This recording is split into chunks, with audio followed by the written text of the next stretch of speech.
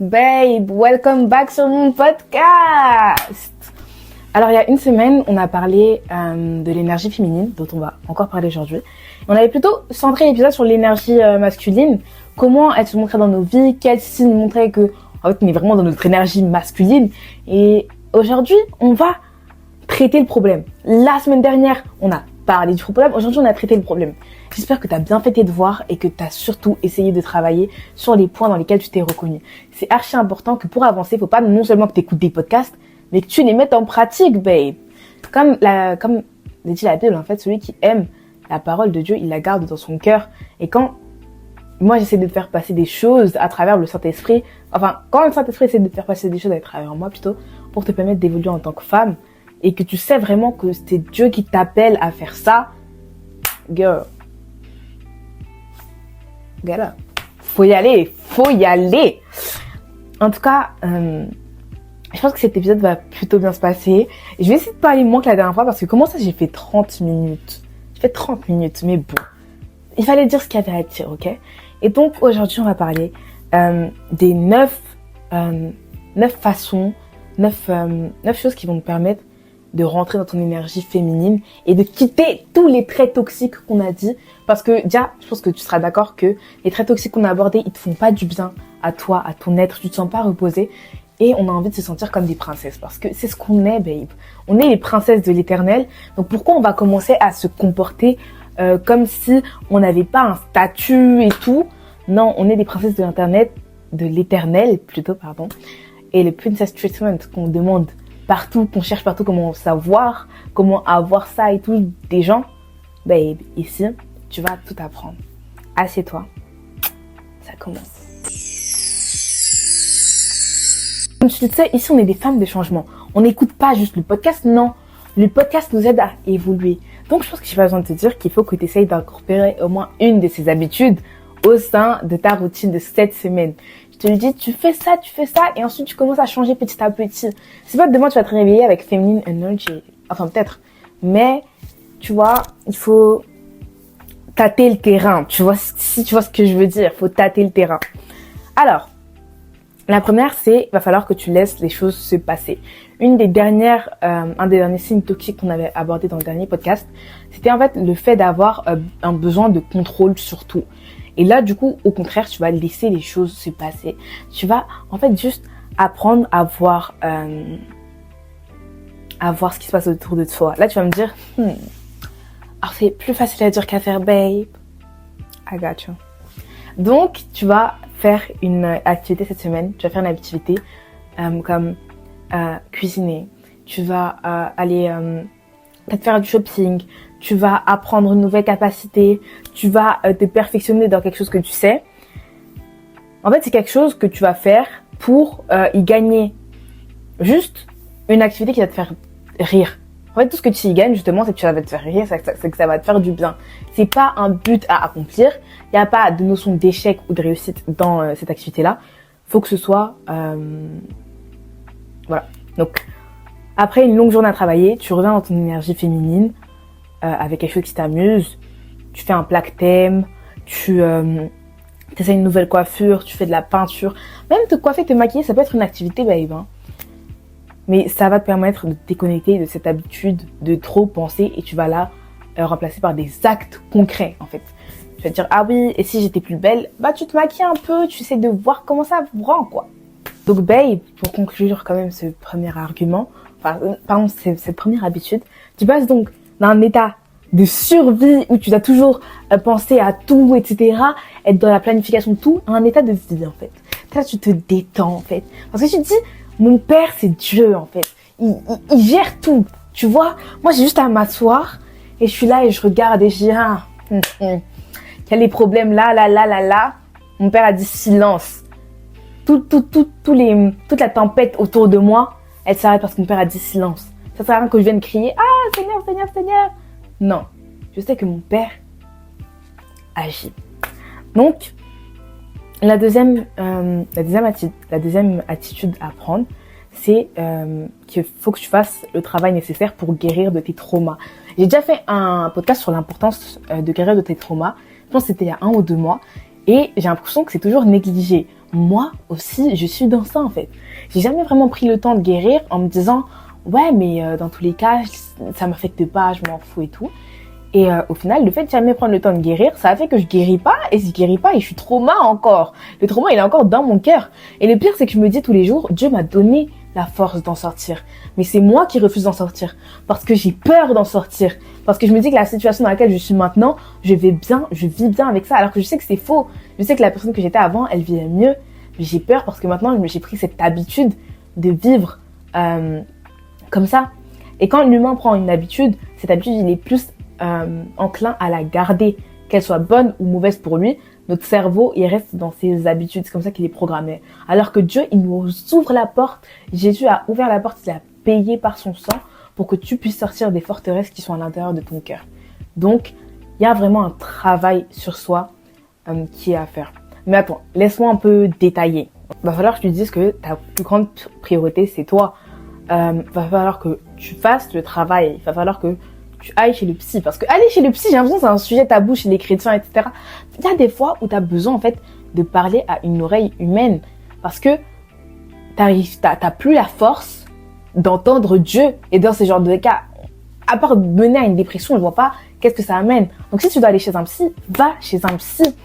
Et écoute des podcasts qui parlent des choses dont tu as peur. Moi, par exemple, parfois, j'écris juste comment sur des podcasts et je trouve au moins 20 podcasts qui ont le sujet en fait que je cherchais, tu vois.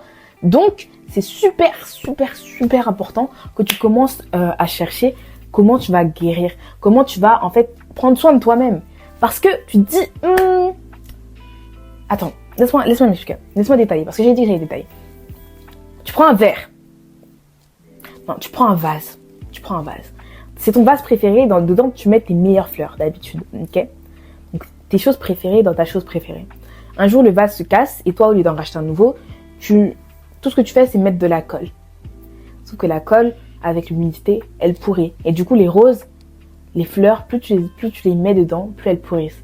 Donc, tu pourris quelque chose dont une beauté était incomparable parce que le contexte dans lequel cette chose était, t'as pas pris le temps de faire le travail qu'il fallait dessus, de changer ce qu'il y avait à changer. Et toi, tu es cette fleur, en fait. Tu es cette fleur qui est d'une beauté incomparable. Ton âme est pure de base. Mais c'est ton environnement qui va juste définir la santé de la fleur. Ta santé mentale, ta santé physique et ta santé spirituelle, si on peut appeler ça comme ça, en fait. Il faut que tu prennes le temps de guérir pour te rapprocher de toi.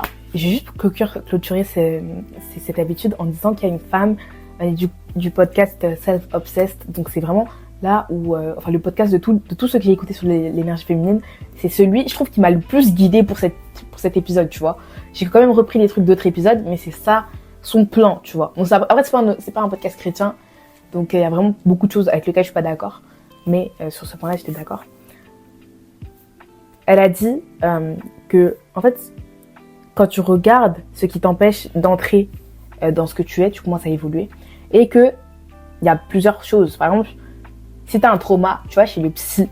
Si tu as des problèmes de confiance en toi, tu cherches sur Google. Si tu as des problèmes au niveau de ta perception de toi, de toutes ces choses, de ton rapport à toi-même, tu peux aussi écouter des podcasts. Et si tu veux construire ta vie de rêve, tu peux regarder YouTube. Il y a tout ce qu'il faut avec la technologie pour que tu puisses en fait réaliser que non, ta vie elle est pas nulle et que tu vaux le coup. Bref, on conclut cet argument. Ensuite, on continue avec le 3 qui est apprends à dire non. T'es pas obligé de dire oui à tout. Hein. Moi, je dis souvent non. Parce que pourquoi tu vas en fait détruire ta paix? Pourquoi tu vas aller dans un endroit où t'as pas envie d'aller? Pourquoi tu vas aller ce jour-là où t'as pas envie d'aller? Moi, je dis pas aussi que faut pas avoir une discipline. Faut avoir une discipline, c'est très important. Je t'ai déjà expliqué l'importance de la discipline et de la routine. Mais dire oui à tout. Et en plus, souvent, c'est pas parce que t'as envie d'être gentil, c'est parce que t'as peur que si tu dis non, la personne en face de toi se désintéresse de toi ou qu'elle arrête de te considérer. Parce que tu dis pas oui parce que t'as envie de lui faire plaisir. Tu dis oui parce que t'as envie qu'elle continue de t'aimer, parce que c'est le seul moyen que t'as pour toi réussir à avoir une relation saine avec toi-même. Une relation qui, quand on commence à chercher, n'est pas du tout saine. Après, je dis ça comme ça. Faut pas te sentir attaqué. Et je dis ça comme ça. Je dis ça pour toi. commence à voir. Ce que je viens de dire, ça rejoint l'idée numéro 4. En fait, arrête de donner le pouvoir que toi, tu as sur toi aux autres. En fait, tu prends leur jugement comme une vérité absolue. Et ça, c'est pas bon, tu vois. Tout ce que disent les gens, etc., ça va te faire changer. Est-ce que ça t'est déjà arrivé? Moi, ça m'arrive tous les jours. Après, donc, je vais pas te juger.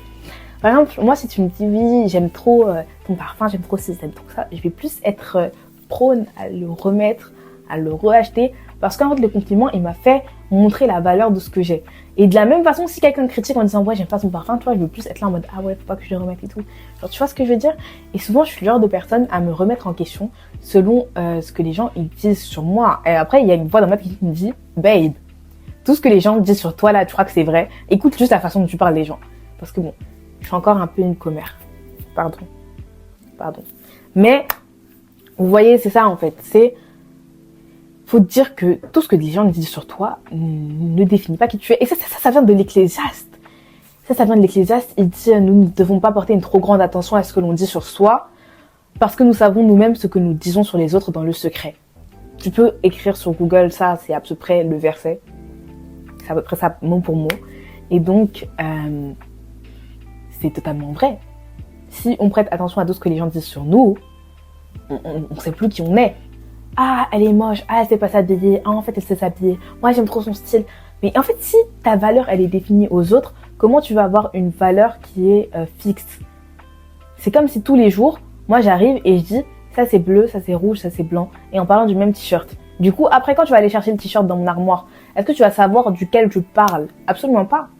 Et c'est de la même façon, si tu définis ta valeur à ce que disent les autres, alors que c'est en perpétuel changement, tu ne sauras jamais quelle est ta vraie valeur, donc cherche-la dans toi-même d'abord.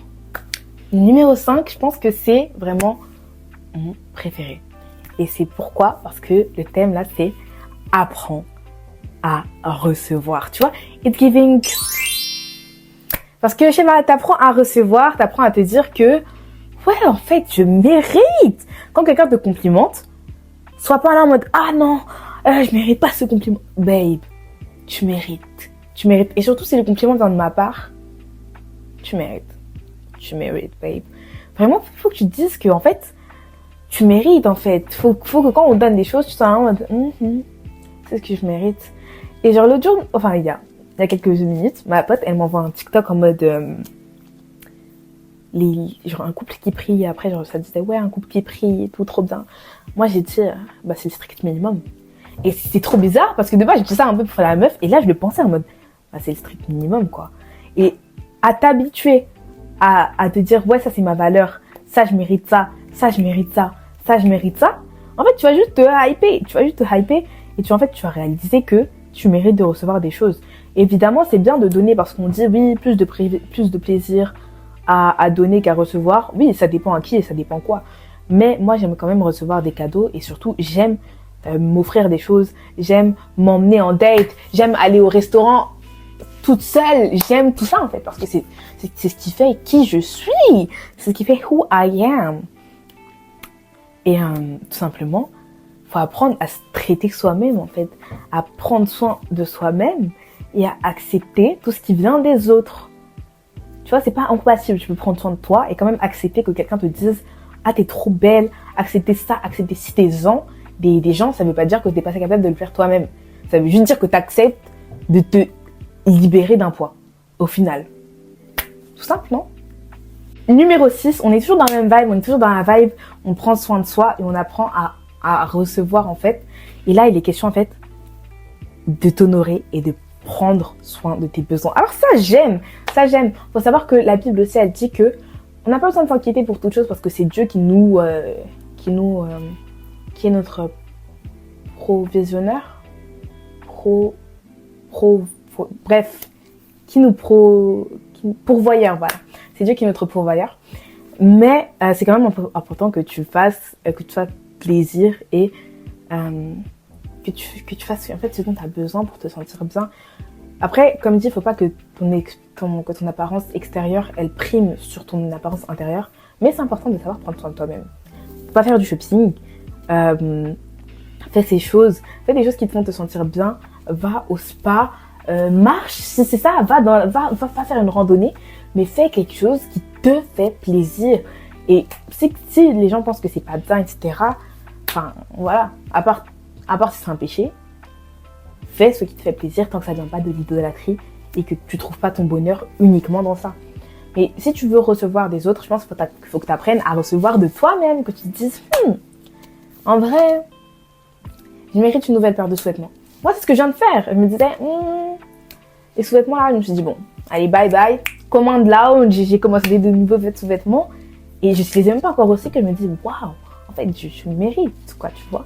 Plus tu apprends à te traiter et même en faisant des choses qui nécessitent pas de l'argent, en te maquillant, en te coiffant, même en te lavant, en faisant un vrai lavage avec un gommage, en prenant soin de toi comme ça, tu te dis en fait, mais je mérite qu'on prenne soin de moi. Et celui qui va pas vouloir ne pas prendre soin de moi, je vais l'écarter. Parce que qu'est-ce qu'il a à faire dans ma vie? Dès le moment où toi, t'as pas compris que je suis le main character, bye, bye, bye. Le 7e, là, j'aime trop. C'est devient difficile. Ah! Ça veut dire entourage privé, entourage clos.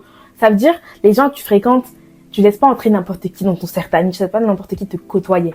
Parce que comme je t'avais dit, l'exemple du diamant dans le dernier épisode, tu es un diamant. Ce qui veut dire que le diamant, tu crois, c'est n'importe qui peut se l'offrir. Non, il y a un prix. Il y a des critères. Dans notre monde, le critère, c'est l'argent. Mais toi, t'as des critères. Peut-être tu vas pas approcher quelqu'un qui fait quelque chose que tu n'aimes pas, etc. Qui fait ça et ça. Et c'est normal, en fait, de pas t'entourer de n'importe qui. Après, je tiens à préciser, Jésus, évidemment, il traînait... Enfin, pardon. Le terme n'est pas approprié, mais Jésus s'entourait de personnes qui n'étaient peu recommandables. Et au final, c'est lui qui les a changés. Donc, garde ça dans un coin de ta tête. Le but aussi, c'est pas que tu sois sur terre pour souffrir. Tu peux changer les gens sans qu'ils soient trop proches de toi, tu vois. Tu peux juste décider, ouais, dans mon cercle d'amis proches, je veux tac, tac, tac, tac, tac, tac, tac. Et toi, je vais continuer à te fréquenter, mais tu seras un peu loin de ma vie proche parce que j'ai pas envie de te laisser avoir une influence sur moi. Et c'est tout à fait normal. Aussi, dans tes relations amoureuses, combien de fois t'as commencé à baisser tes standards parce que je suis trop difficile, je n'aurai jamais de mec. Regarde le genre de mec que tu vas avoir.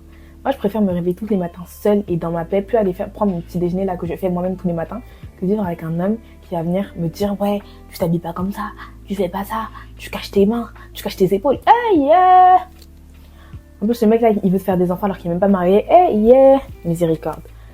Et il faut que tu inclues des gens qui te font sentir bien et qui ont la vibe que toi tu vas avoir en fait. C'est contagieux d'être une fille incroyable.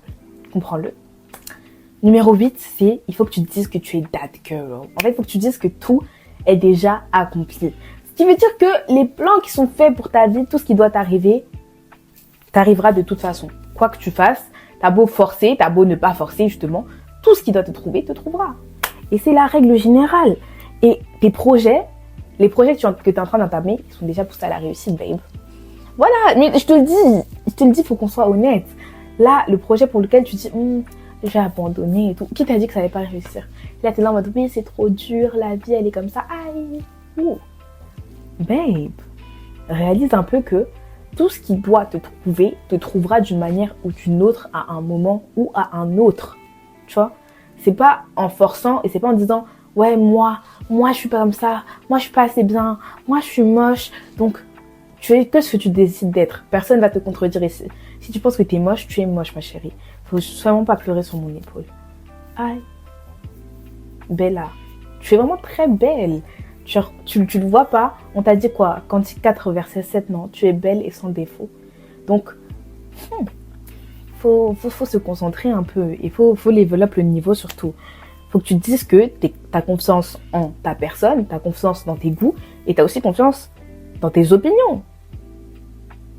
C'est pas parce que quelqu'un dit que tes chaussures étaient moches que les chaussures que tu as passé 4 mois à vouloir cop là, depuis tu nous en parles tous les jours, un mec dans la rue a dit que c'était moche, maintenant ça commence à devenir moche pour toi. Faut que tu aies confiance en toi, en ta personne et tes opinions. Ce que tu penses, ce que tu es et ce en quoi tu crois.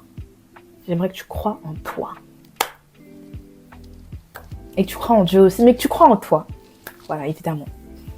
Et étant donné que tu as appris à avoir confiance en toi, en ta personne, en tes goûts et en tes opinions,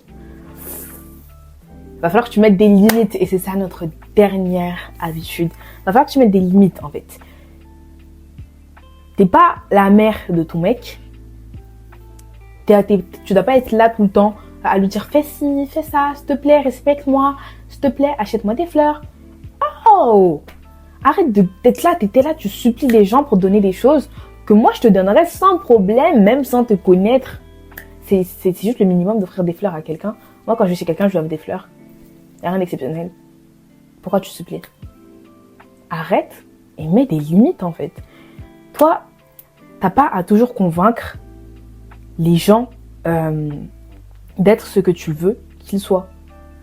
Si ta copine, c'est une vicieuse, ça va rester une vicieuse. Si ta mère, elle refuse de t'écouter, prie pour elle, mais elle refusera sûrement toujours de t'écouter. Parce que c'est comme ça, on ne peut pas toujours vouloir changer les gens pour qu'ils rentrent dans une vision d'eux qu'on a créée dans nos têtes. En réalité, tous les gens que tu fréquentes et que tu es là en mode « Ah ouais, elle, mais je pense qu'elle va changer », elle ne va pas changer. Pourquoi? Parce que la façon dont tu l'as idéalisée dans ta tête, ça fait que la personne qui est en face de toi, c'est une personne qui est tout autre. Elle n'a rien à voir. Et vu que tu l'as romantisée dans ta tête et que tu t'es même créé une amitié avec elle qui n'est même pas réciproque, tu laisses de la place à ces gens dans ta vie et ils te détruisent à petit feu. Et après, tu te dis, ah ouais, elle va changer, elle va faire ça. Elle t'a trahi parce qu'elle ne te considère pas. Et c'est comme ça. On ne peut pas forcer les gens à nous aimer et on n'a pas à le faire. Aime-toi toi-même et commence par là. Et arrête de romantiser tout et tout le monde parce que le monde est méchant. Et ça, c'est des faits. Le monde est très méchant. Et même Dieu l'a dit dans la Bible. Bon, bah, c'est déjà fini. On va devoir se dire au revoir. Mais avant de finir, je vais juste te dire que c'est pas tes vêtements qui définissent ton énergie féminine. C'est la confiance en toi qui définit ton énergie féminine. Tu peux être une gothique avec une énergie féminine. Tu peux être un tomboy avec une énergie féminine. Enfin, je suis pas sûre de savoir ce que c'est un tomboy. Donc, voilà. Mais une fille qui s'habille en garçon, si j'ai pas compris. Enfin, une fille qui met des un peu jeans, skaters et tout, bref. Voilà, tu m'as compris.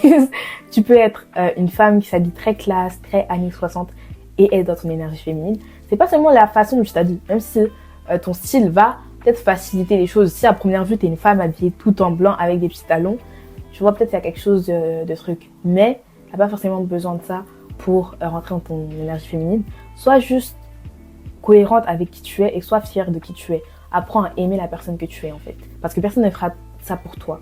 Okay? Personne ne pourra t'apprendre à t'aimer. C'est quelque chose que tu dois apprendre seul. Et c'est quelque chose qui demande du temps. C'est quelque chose qui demande du travail. C'est quelque chose qui demande de l'assiduité et de la discipline. Parce que pour s'aimer comme dans toute chose, il faut y mettre du sien. Et si tu n'y mets pas du tien en fait, tu vas juste continuer à idolâtrer tout le monde qui est autour de toi en disant que ces personnes-là, elles vont te donner l'amour que toi, tu manques en toi-même, alors que, ça marche pas comme ça. Et bref, oublie pas d'ajouter une de ces habitudes dans ta routine de cette semaine. Tu me diras sur Instagram comment ça va se passer. Mon Instagram et tout est en description et tout de l'épisode, tu connais. En tout cas, c'était un plaisir de faire cet épisode. J'ai beaucoup aimé le principe. Et on se dit à très bientôt. OMG, je suis en train de faire tomber la caméra, là, ça va pas...